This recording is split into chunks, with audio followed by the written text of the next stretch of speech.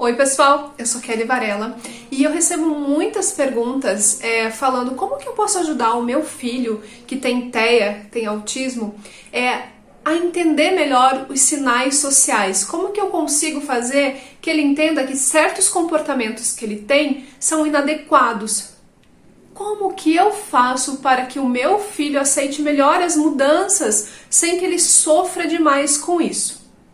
Vamos lá. Hoje a gente vai conversar de um recurso, uma ferramenta que é muito utilizada para ajudar as pessoas com autismo a lidarem com as questões sociais, com as interpretações do que os outros estão sentindo, para entender o que ela pode ou não fazer, o que é adequado, qual o comportamento que ela pode ter e não vai causar prejuízo nem para ela, nem para as outras pessoas ao redor dela.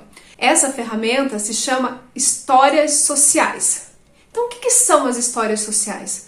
Elas são um recurso realmente utilizado para as pessoas que têm autismo, para que elas entendam melhor os sinais sociais, para que elas entendam certas situações e para que elas não tenham comportamentos que não são bem vistos.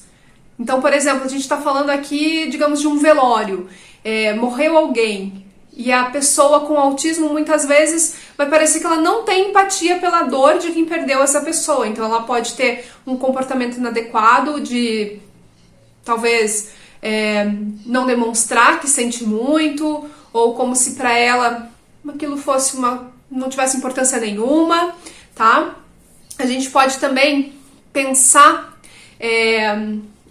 muitas pessoas com autismo não conseguem ler, né, as questões faciais, o que a gente está querendo dizer, sem precisar usar as palavras. Então elas têm muita dificuldade para isso. Então as histórias sociais, elas vão ser muito úteis nestes momentos, nestas situações.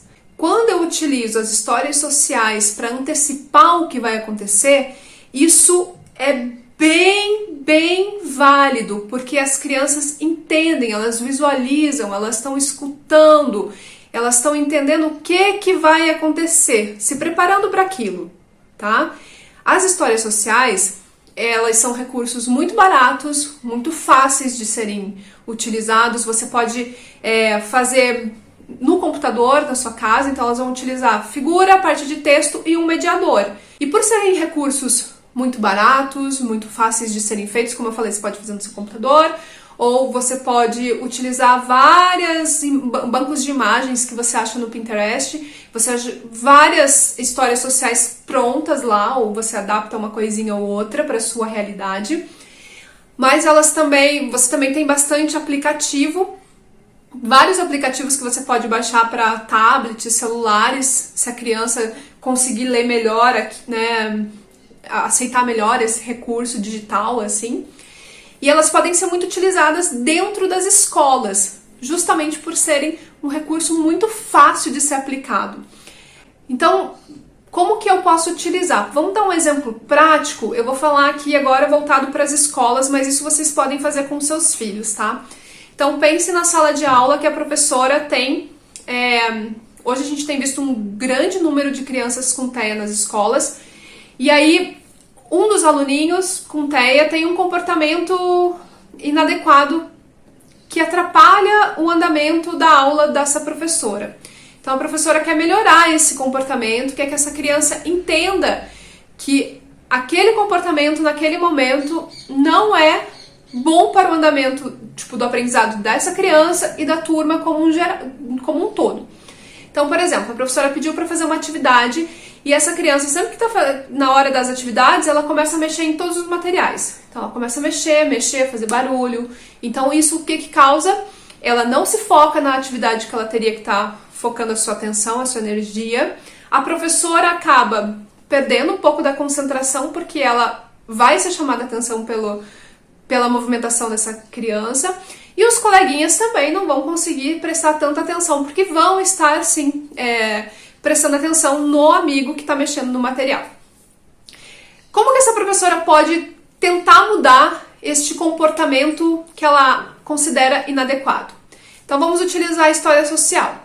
Ela pega uma imagem, e aí pode ser a foto do aluno ou uma figura que represente o aluno. E ali escreve o texto, por exemplo, na hora da atividade, o aluno tal fica mexendo nos materiais, tá?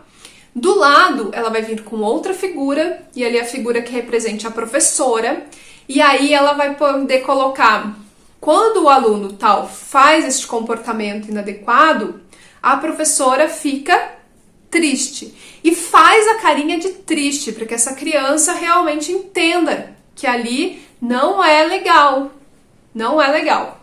Do lado, ela coloca uma outra figura, que aí representa os coleguinhas. Como que os coleguinhas ficam na hora que esse amigo faz este comportamento? Também os alunos não prestam atenção e ficam tristes.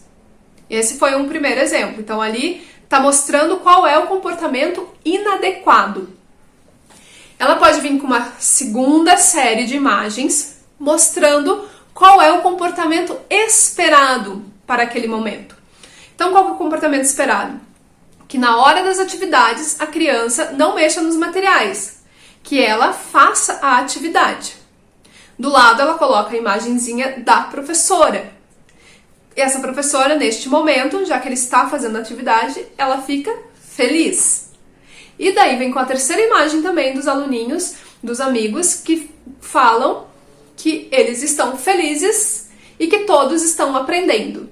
Então, assim, a criança vai entendendo que aquele comportamento é o correto. Então, as histórias sociais elas servem para reforçar comportamentos adequados, mostrar aquilo que a gente quer que seja feito e faz a criança ir entendendo o que não é muito legal. A gente também tem que frisar muito aqui que as histórias sociais elas são construídas pensando em cada indivíduo. Então não adianta você tem 2, 3 alunos com TEA na sua sala e você vai usar a mesma história social para todo mundo. Não adianta. Você tem que saber quais são os recursos, como que é o grau de entendimento dessa criança, qual que é a melhor forma de você falar com ela, qual a melhor imagem que você vai utilizar. Você tem que fazer pensando naquele aluno específico. E tem que ter um mediador, tá? Não é porque a criança já é alfabetizada que às vezes você vai deixar ela ali sem a sua ajuda, porque como a gente falou, muitas vezes não entende os sentimentos, os nuances dessa comunicação social, né? Para os pais, muitos pais acabam relatando também que as crianças sofrem muito com questões de, por exemplo, mudar de casa, ou muda uma pessoa que trabalha na casa,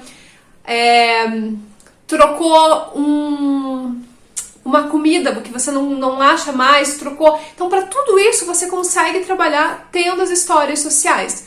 E aí, por exemplo, vamos mudar de casa. Então, o que a gente vai fazer? Você vai chegar, olha, nós vamos para uma casa nova. Então, o que vai acontecer? A gente vai pegar todas as nossas coisas e guardar em uma caixa. Aí vai vir um caminhão, vai colocar tudo dentro do caminhão. E esse caminhão vai levar nossas coisas para nossa nova casa. Nós vamos pegar o carro, ou o avião, ou o ônibus, né? Conforme para onde você vai se mudar. E nós vamos de carro para a nova casa. Nós vamos chegar lá. E aí as nossas coisas vão estar todas dentro de caixas. Sabe? Vai contando toda a história para que a criança consiga se familiarizar e ela vá entendendo e não fique tão angustiada, tão nervosa com tudo aquilo. Lembrando mais uma questão, é que as histórias sociais elas servem tanto para crianças não verbais quanto verbais, tá? Qualquer pessoa tem acesso às histórias sociais. Claro que aí, como a gente já falou, tem que ter um mediador que que conheça bem essa criança e que faça essa mediação de uma forma que ela entenda o que está acontecendo. Vamos repetir também que muitas vezes não é fazendo uma vez, tá, gente? Vou mudar e contei uma vez só pro meu filho essa história e ele já entendeu super bem. Não, às vezes a gente tem que fazer isso muitas e muitas e muitas repetições para que a criança consiga, de fato, assimilar aquilo.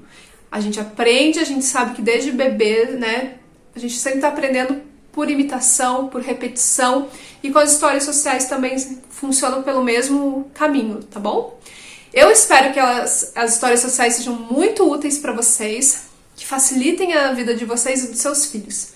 Tá bom? Beijo grande, se inscreve aqui no nosso canal, deixa o like no vídeo, indica para outras pessoas. Se você tem sugestão de algum assunto, alguma coisa que tá te afligindo aí, que você quer muito compartilhar, manda pra gente. A gente sabe que muitas vezes quando a gente troca experiência, talvez eu vou lá, faço um vídeo e eu volto aqui para comentar com vocês. A gente vai atrás também para buscar mais referências e assim a gente vai construindo o que é bem importante dentro do autismo, que é informação.